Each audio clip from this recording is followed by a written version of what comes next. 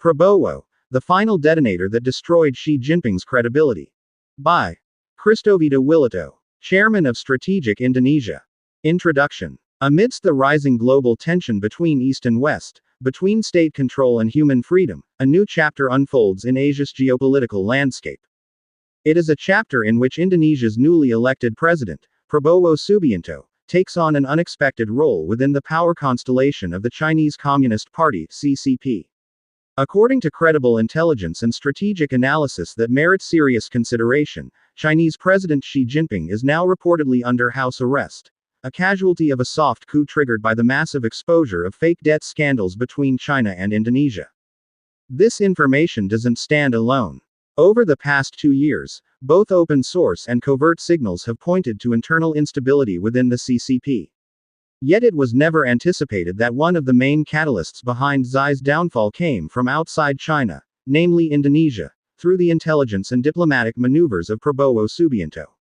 This paper offers a strategic reconstruction and analysis by Christovita Wiloto of the key events that pushed Xi Jinping to the brink, the unexpected role of Jokowi in manipulating fictitious debt, and Prabowo's brilliant moves amid the power struggle between China and the United States. 1. China's fake debt scheme and Jokowi's role. Credible sources indicate that during Jokowi's administration, 2014 until 2024, Indonesia became a playground for fictitious debt schemes backed by high-level political elites.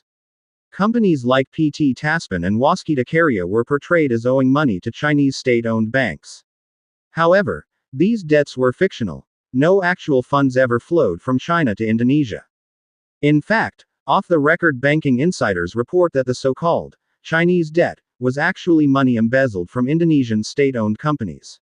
These funds were laundered domestically using manipulated documents to appear as foreign debt. In return, China received massive illegal concessions, unauthorized nickel smelters and control over strategic mineral exports, violating Indonesian law. In short, China was granted concessions in exchange for debts that never existed, marking an extreme cross-border corruption scheme. 2. Xi Jinping and the strategy for global retaliation. Xi Jinping, renowned for his anti-corruption campaign that purged over 1 million CCP cadres since 2013, found himself entangled in this very scheme. It is suspected that Xi permitted these manipulations to support Belt and Road Initiative (BRI) projects that were losing momentum. However, the evidence ended up in Prabowo's hands.